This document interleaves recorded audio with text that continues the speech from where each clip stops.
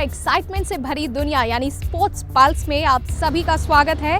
मैं हूं प्रेरणा सिन्हा और एक बार फिर से हम हैं आपके सामने लेकर स्पोर्ट्स की तमाम एक्टिविटीज को एक साथ जोड़ते हुए। तो चलिए करते हैं शुरुआत स्पोर्ट्स पल्स की।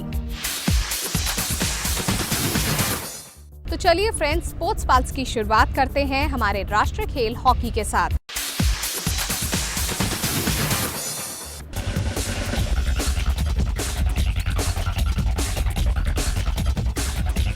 जापान के साथ 4 मैचों की हॉकी टेस्ट सीरीज 3-0 से जीतने के बाद भारतीय team FIH world league semifinal की तैयारी राजधानी के मेजर ध्यानचंद नेशनल स्टेडियम में कर रही है। वर्ल्ड लीग का आयोजन बेल्जियम के एंटवर्प में 20 जून से 5 जुलाई तक किया जाएगा। संभावित टीम 9 जून तक प्रैक्टिस कैंप में रहेगी।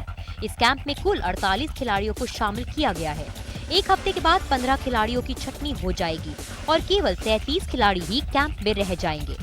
कई नए चेहरे संभावित टीम में जगह बनाने में सफल रहे हैं। डिफेंडर सुनील यादव, मिडफील्डर विकास शर्मा और इमरान खान को कैंप में शामिल किया गया है। स्ट्राइकर्स PR अयप्पा, हरसाहिब सिंह, जसकरण सिंह, विनीत कांबले और आमिर खान को भी head coach Paul van Ass ने मौका दिया है।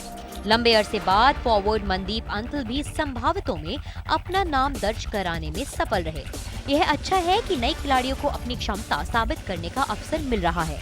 संभावित खिलाड़ियों की लिस्ट में शामिल प्रत्येक नए खिलाड़ियों को नेशनल चैंपियनशिप में उनके प्रदर्शन और भविष्य में उनके भारतीय टीम का हिस्सा बनने की संभावनाओं को देखते हुए चुना गया है।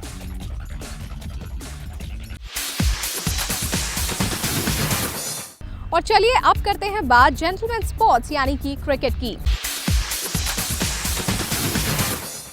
संदीप पाटिल की अध्यक्षता में हुई चयनकर्ताओं की बैठक में बांग्लादेश दौरे के लिए टीम का चयन हो गया है, जिसमें 1 टेस्ट और 3 वनडे मैचों की सीरीज खेली जानी है। इस सीरीज के लिए टीम के किसी भी सीनियर खिलाड़ी को विश्राम नहीं दिया गया है। इंडियन प्रीमियर लीग के पहले क्वालिफायर में धोनी को पहली बॉल पर आउट करके अगले ही दिन ऑफ स्पिनर हरभजन सिंह ने 2 साल से भी अधिक समय बाद भारतीय टेस्ट टीम में वापसी कर ली है और टेस्ट टीम से रविंद्र जडेजा को बाहर कर दिया गया है। हरभजन को लिया गया है, खास करके जो बांग्लादेश की बैटिंग स्ट्रेंथ है और जितने लेफ्ट हैंडर्स उनके साइड में है उसको नज़र रखते हुए selection committee felt that a second off spinner is needed, and we had a selection committee also had a long discussion with the captain Mr. Virat Kohli on this issue, and then the decision was taken. जबकि Virat Kohli test और Mahendra Singh Dhoni one day team की कप्तानी संभालेंगे। बांग्लादेश दौरे में भारत एकमात्र test match 10 से 14 जून के बीच फतुल्ला में खेलेगा। इसके बाद 3 वनडे मैचों की श्रृंखला होगी। टोटल मोहम्मद शमी को छोड़कर वनडे के लिए उसी टीम का चयन किया गया है जिसने विश्व कप में भारत का प्रतिनिधित्व किया था। शमी की जगह धवल कुलकर्णी को 15 सदस्यीय टीम में लिया गया है। इसके तीनों मैच 18 जून, 21 जून और 24 जून को मीरपुर में खेले जाएंगे। 3 वनडे मैचों की सीरीज में धोनी ही कप्तान की भूमिका में होंगे, जबकि उनके टेस्ट से रिटायरमेंट के बाद विराट एकमात्र टेस्ट में टीम की कप्तानी करेंगे। इस सीरीज के लिए चयनकर्ताओं ने सीनियर खिलाड़ियों सहित मजबूत टीम उतारी है, जिसमें विराट वनडे सीरीज में भी खेलेंगे। पिछले कुछ वर्षों में विदेशी सरजमी पर खराब प्रदर्शन के बाद ICC टेस्ट रैंकिंग में 7वें स्थान पर खिसका भारत रैंकिंग के वार्षिक अपडेट के बाद 3 पायदान की छलांग लगाकर 4थे स्थान पर पहुंच गया है। भारत के अब 3रे नंबर पर काबिज न्यूजीलैंड के समान 99 अंक हैं, लेकिन दशमलव में गणना करने पर कीवी टीम भारतीय टीम से आगे है।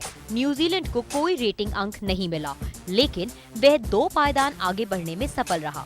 3रे नंबर की न्यूजीलैंड और 7वें नंबर की श्रीलंका के बीच केवल 3 अंक का अंतर है, लेकिन दक्षिण अफ्रीका की नंबर 1 रैंकिंग को फिलहाल कोई खतरा नहीं है और अब वह दूसरे नंबर पर काबिज ऑस्ट्रेलिया से 22 अंक आगे हो गया है। दूसरी तरफ ऑस्ट्रेलिया को 10 अंक का नुकसान हुआ है और उसके अब केवल 108 अंक रह गए हैं। 5वें स्थान पर काबिज इंग्लैंड और 6ठे नंबर के पाकिस्तान तालिका में नीचे खिसके हैं। पाकिस्तान को 5 अंक का नुकसान हुआ है। इंग्लैंड को भी 5 रेटिंग अंक का नुकसान हुआ है और वह 1 पायदान नीचे खिसका है। श्रीलंका के पहले की तरह 96 रेटिंग अंक हैं, लेकिन वह 1 पायदान नीचे 7वें स्थान पर खिसक गया है। वेस्ट इंडीज पहले की तरह 8वें स्थान पर है और अब वेस्ट इंडीज के 84 अंक हैं। कैरेबियाई टीम के बाद बांग्लादेश का नंबर आता है, जो पहले की तरह 9वें स्थान पर है। उसके अब 39 रेटिंग अंक है। जिम्बाब्वे को 13 अंक का बड़ा नुकसान हुआ है। उसके अब केवल 5 अंक हैं। IPL 8 अब अपने अंतिम मुकाम पर पहुंच चुका है। दिल्ली डेयरडेविल्स के खिलाफ मैच रद्द होने से रॉयल चैलेंजर्स बैंगलोर IPL 8 के प्लेऑफ में पहुंच गया, लेकिन उसकी नंबर 2 पर रहकर सीधे क्वालिफायर 1 में पहुंचने की उम्मीदों को करारा झटका लगा। उसके बाद अब्राहम डिविलियर्स की नायाब पारी और संयुक्त रूप से अपने गेंदबाजों के धारदार प्रदर्शन के बल पर रॉयल चैलेंजर्स ने एलिमिनेटर मुकाबले में राजस्थान रॉयल्स को 71 रनों से हराकर राजस्थान को टूर्नामेंट से बाहर का रास्ता दिखा दिया। इस जीत के साथ रॉयल चैलेंजर्स ने जहां पहली बार खिताब जीतने की अपनी उम्मीदें बरकरार रखी हैं, वहीं पहले संस्करण की विजेता रॉयल्स का IPL 8 में दोबारा खिताब जीतने का अभियान यहीं समाप्त हो गया। रॉयल चैलेंजर्स बैंगलोर रांची में 2 बार की चैंपियन महेंद्र सिंह धोनी की टीम चेन्नई सुपर किंग्स से दूसरा क्वालिफायर मैच में ही ढेर हो गए। चेन्नई सुपर किंग्स कल यानी 24 मई को मुंबई इंडियंस के साथ फाइनल खेलेगी। इससे पहले गेंदबाजों के बेजोड़ प्रदर्शन से सनराइजर्स हैदराबाद को सस्ते में ढेर करने वाले मुंबई इंडियंस ने 9 विकेट की एक तरफा जीत दर्ज करके शान से प्लेऑफ में कदम रखा। सलामी बल्लेबाज लैंडल सिमंस के अर्धशतक के बाद गेंदबाजों के उम्दा प्रदर्शन से मुंबई इंडियंस ने इंडियन प्रीमियर लीग के पहले क्वालिफायर में चेन्नई सुपर किंग्स को 25 रन से हराकर तीसरी बार फाइनल में जगह बनाई। मुंबई ने सिमंस और कीरोन पोलार्ड की आकर्षक पारियों की मदद से 6 विकेट पर 187 रन बनाए और फिर लसित मलिंगा और हरभजन सिंह की धारदार गेंदबाजी से चेन्नई सुपर किंग्स को 19 ओवर में 162 रन पर समेट दिया। चेन्नई की टीम ने नियमित अंतराल पर विकेट गंवाए और वह कभी लक्ष्य को हासिल करने की स्थिति में नहीं दिखी। पंच और स्टेमिना में वर्ल्ड में तेजी से उभरते हुए खेल बॉक्सिंग की ओर रुख करते हैं। बॉक्सिंग इंडिया को अपने अध्यक्ष और सचिव का चुनाव कराने के लिए विश्व मुक्केबाजी संघ से हरी झंडी मिलने का इंतजार है। बॉक्सिंग इंडिया के कार्यवाहक पदाधिकारियों ने वैश्विक संस्था को सितंबर 2014 को बॉक्सिंग इंडिया बनने से लेकर 3 मई 2015 तक लाए गए अविश्वास प्रस्तावों के घटनाक्रम की लिखित जानकारी और वीडियोग्राफी भेजी है। दोनों पदों के लिए चुनाव वैश्विक संस्था के नियमों के अनुसार होंगे। इसके लिए उसके पर्यवेक्षक भी उपस्थित होंगे। इसी महीने की 3 तारीख को बॉक्सिंग इंडिया के अध्यक्ष संदीप जजोदिया और सचिव जय खौली के खिलाफ अविश्वास प्रस्ताव लाया गया था। इसमें 31 राज्य मुक्केबाजी संघों ने भाग लिया था। 57 लोगों को इसमें मतदान करने का अधिकार था, जिसमें 55 ने अविश्वास प्रस्ताव का समर्थन किया था। बॉक्सिंग इंडिया के उपाध्यक्ष और नागालैंड के पी मिरेन पॉल फिलहाल कार्यवाहक अध्यक्ष हैं। बॉक्सिंग इंडिया को अभी तक भारतीय ओलंपिक संघ और खेल मंत्रालय से भी मान्यता नहीं मिली है।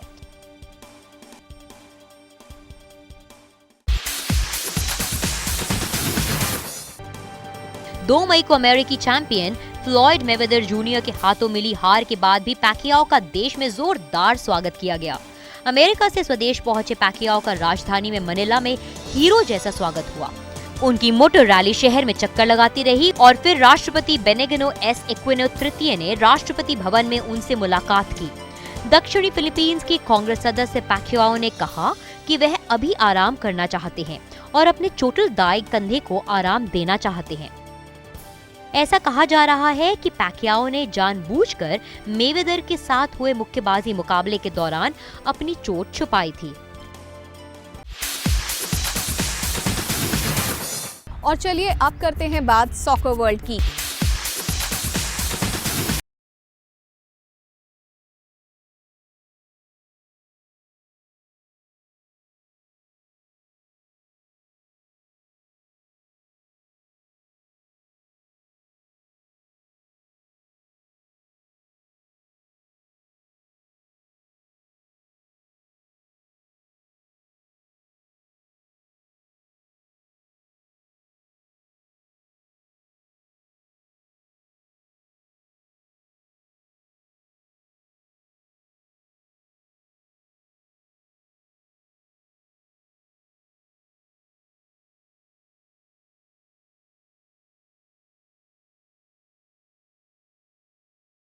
राष्ट्रीय फुटबॉल कोच स्टीफन कॉन्स्टेंटाइन ने और अब स्पोर्ट्स पल्स को लेकर चलते हैं शटल और कॉक की दुनिया में।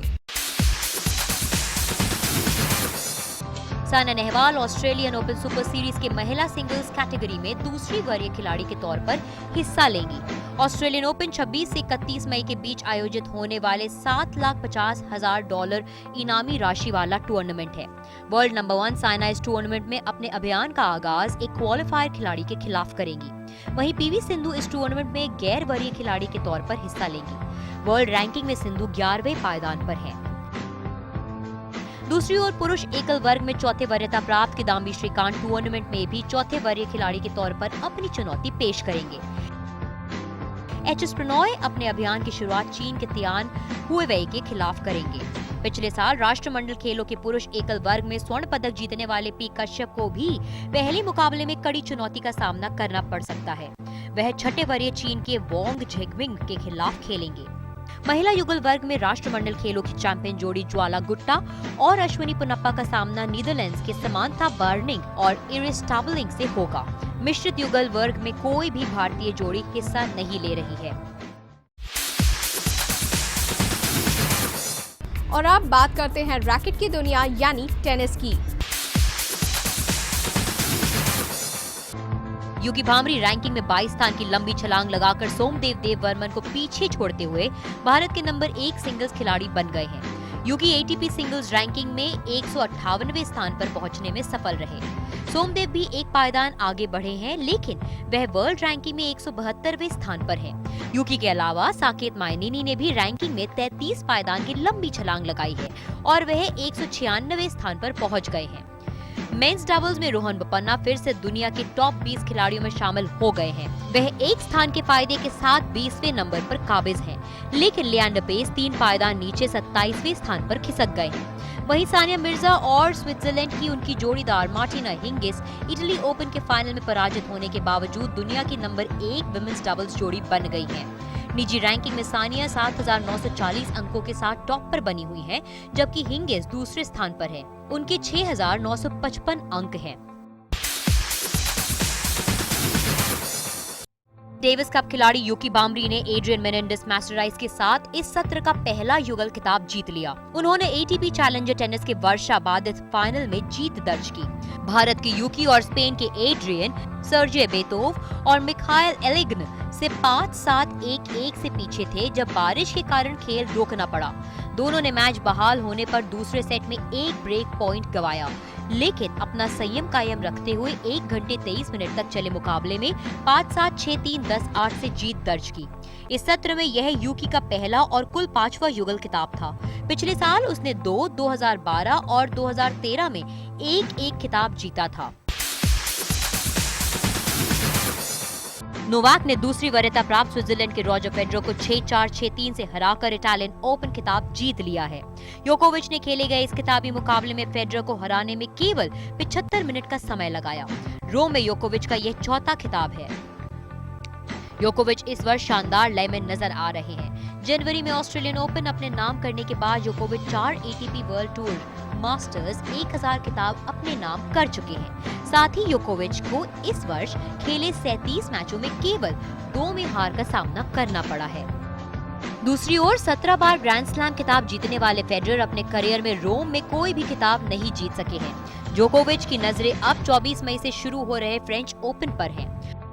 उन्होंने उम्मीद जताई है कि इस सत्र में क्ले कोर्ट पर मिल रही सफलताओं को देखते हुए वह पहली बार फ्रेंच ओपन भी अपने नाम करने में कामयाब होंगे।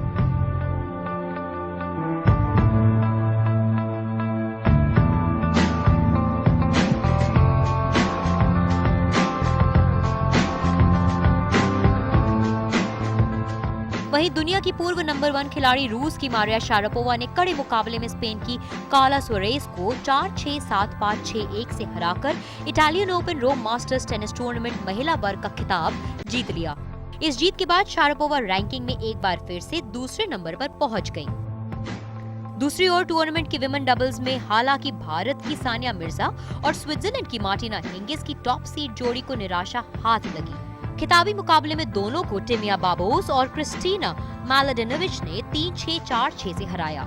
सानिया और हिंगिस इस साल मार्च में जोड़ी बनाने के बाद चौथी बार फाइनल में खेल रही थी। दोनों को ब्रेक पॉइंट हासिल करने के कई मौके मिले, लेकिन हंगरी की बाबोस और फ्रांस की मालाडोनोविच ने हर समय अपनी सर्विस अच्छी तरह से बचाई। वहीं लिएंडर पेस और रोहन बोपन्ना को पुरुष युगल वर्ग में अपने अपने मैच हार कर दूसरे दौर से टूर्नामेंट से बाहर होना पड़ा। और अब बात शूटिंग की।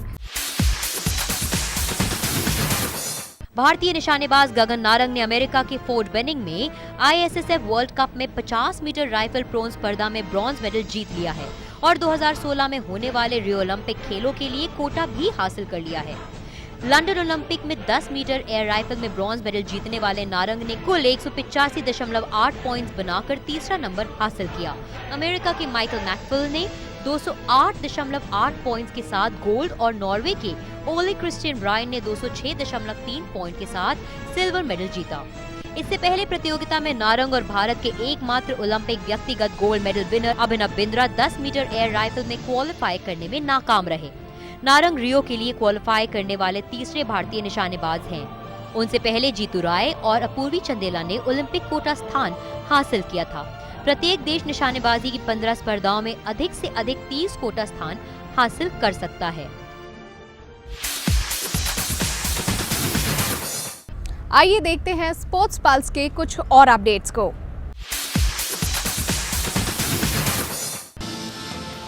रॉरी मैकिलरॉय की यह 11वीं PGA टूर जीत है।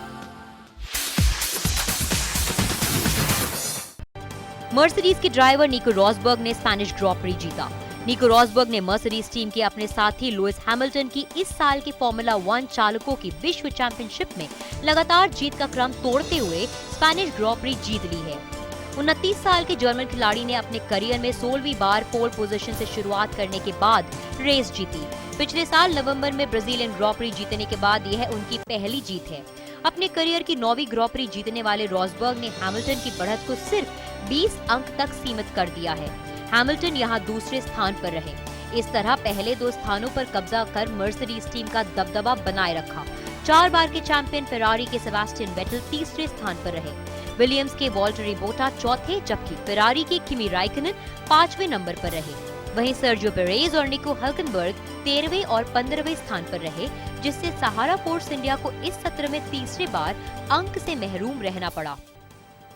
हल्केनबर्ग ने रेस की शुरुआत 17वें जबकि पेरेज ने 18वें स्थान से की थी। टीम के दोनों ड्राइवर एक साथ अब तक सिर्फ सत्र की पहली ऑस्ट्रेलियाई ग्रॉ प्री में ही अंक जुटा पाए हैं।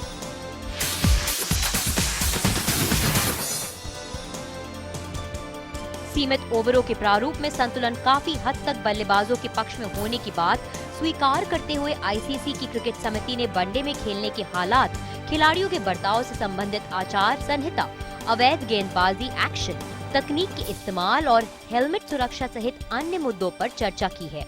पूर्व भारतीय कप्तान अनिल कुंबले की अगुवाई वाली समिति ने कहा कि खेलने के नियमों को अधिक से अधिक सामान्य रखना चाहिए और बदलाव न्यूनतम होने चाहिए। क्रिकेट समिति मुख्य कार्यकारी समिति को सिफारिश करेगी कि वनडे क्षेत्र रक्षण नियमों में 3 बदलाव होने चाहिए।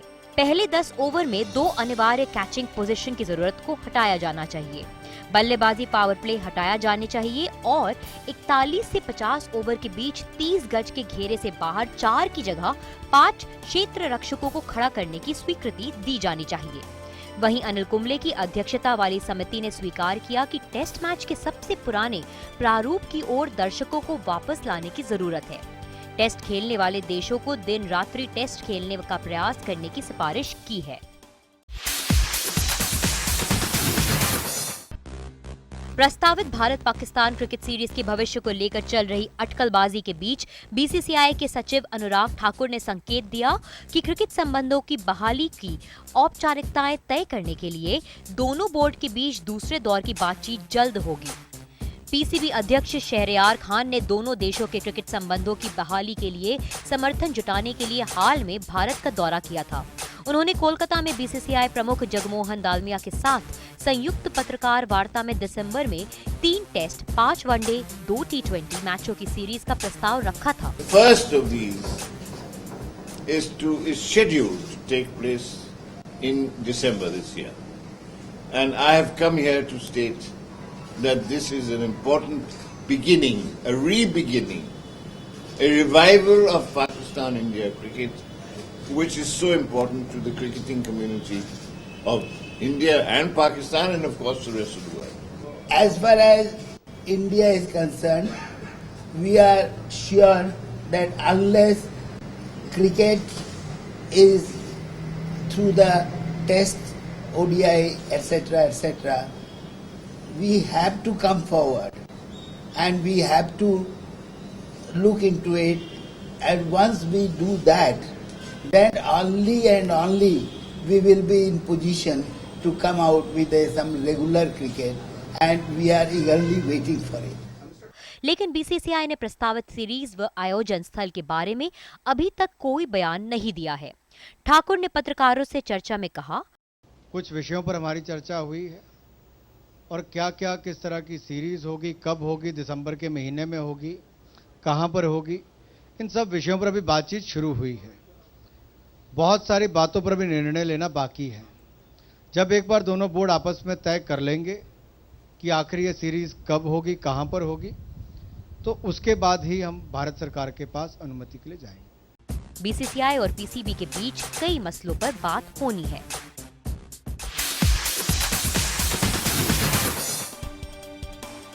2009 में पाकिस्तान के दौरे पर आई श्रीलंकाई टीम पर आतंकवादियों ने हमला किया और उसी दिन से पाकिस्तान क्रिकेट के बुरे दिन शुरू हो गए। पिछले 6 साल से पाकिस्तान के लोग अपनी जमीन पर अंतर्राष्ट्रीय क्रिकेट देखने को तरसते रहे हैं, लेकिन अब यह इंतजार खत्म हो गया है। जिम्बाब्वे की टीम पाकिस्तान का दौरा करने पहुंच चुकी है और अपना अभ्यास भी शुरू कर दिया है। इस दौरे पर दोनों टीमों के बीच 3 वनडे मुकाबले और 2 T20 मैचों के आयोजन की प्लानिंग है। पाकिस्तान क्रिकेट के चेयरमैन शहरयार खान ने कहा कि देश में क्रिकेट के लिए यह बड़ा लम्हा है और वे पूरी कोशिश करेंगे कि इस दौरे को इतना शानदार बनाया जाए कि दूसरी टीमों के भीतर पैदा हुए डर को मिटाया जा सके। सिक्योरिटी इंशाल्लाह फुल प्रूफ है, इंतजामात बहुत अच्छे हैं। ग्राउंड मैंने कल चेक किया है, वहाँ पर पानी दे रहे हैं, ग्राउंड की मेंटेनेंस हो रही है। मैं समझता हूँ लाहौर के अवाम और पाकिस्तान के अवाम बहुत अच्छी सीरीज देखेंगे, ये T20 और वनडेज जो हो रही हैं, और मैं उम्मीद करता हूँ इंशाल्लाह ये अच्छे तरीके से होंगे, खुश असलूबी से होंगे और बाकी टीमें इसके बाद आएंगी। जिम्बाब्वे से पहले यहाँ केन्या की टीम आई थी जो पाकिस्तान ए टीम के साथ 5 वनडे मैच की सीरीज खेल कर गई थी, लेकिन जिम्बाब्वे पहला टेस्ट खेलने वाला मुल्क है जो पिछले 6 साल में पाकिस्तान का दौरा करने को तैयार हुआ है।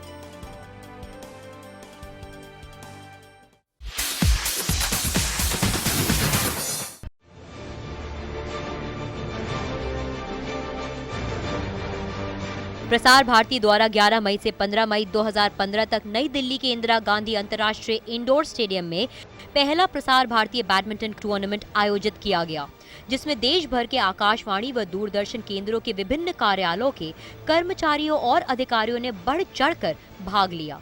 इनमें महिला खिलाड़ियों की संख्या उम्मीद से अधिक रही। सबसे ज़्यादा खुशी हो रही है कि पूरे भारतवर्ष से दूरदर्शन और ऑल इंडिया रेडियो के प्रसार भारती के अंतर्गत जो भी कर्मचारी है, चाहे वो 4th क्लास है, चाहे वो DDG है, उस स्तर तक के लोग इसमें खेलने आ रहे हैं। अपने में इच्छा शक्ति हो तो खेल पे बिल्कुल असर नहीं पड़ता है। जैसे मैं खुद ही अभी इतना नेशनल खेल के 20 साल का गैप आया है, उसके बाद में फिर बैडमिंटन खेलना शुरू करा है। At this moment I am running 57 years of age, but I am very much interested about the games, including football, cricket, badminton, volleyball, whatever may be. I am very much interested.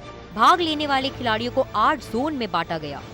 इस पहले प्रसार भारतीय badminton tournament का उद्घाटन Prasar Bharati board के सदस्य श्री सुरेश चंद्र पांडा ने किया। It's really a very happy occasion to see that all of you, irrespective of the zone they are coming from and irrespective of their age barrier, are all here and rejoicing in the name of badminton. इस अवसर पर दूरदर्शन के महानिदेशक श्री सी लाल रोसंगा भी उपस्थित थे, जिन्होंने इस तरह के टूर्नामेंट आयोजित करने पर खुशी जाहिर की। I wish you all well and I hope that you will have a very high level of performance in this.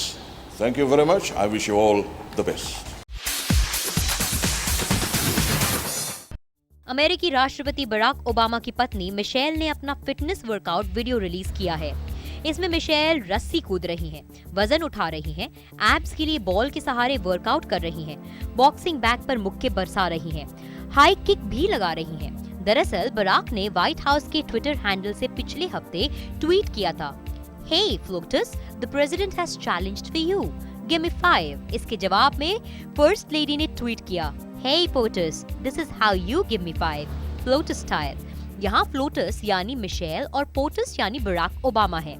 Michel ने अपने वर्कआउट वीडियो की शुरुआत में यह मैसेज दिया है कि उनकी तरह पसीना बहाने से पहले किसी कोच से सलाह जरूर ले लें। मिशेल के कोच हैं कॉर्नल मैककलन। उन्हीं की मदद से मिशेल ने 5 स्टेप्स का अपना फिटनेस वर्कआउट तैयार किया है। ये 5 स्टेप्स हैं skipping, medicine ball, in and out squat, incline weight lifting और बॉक्सिंग।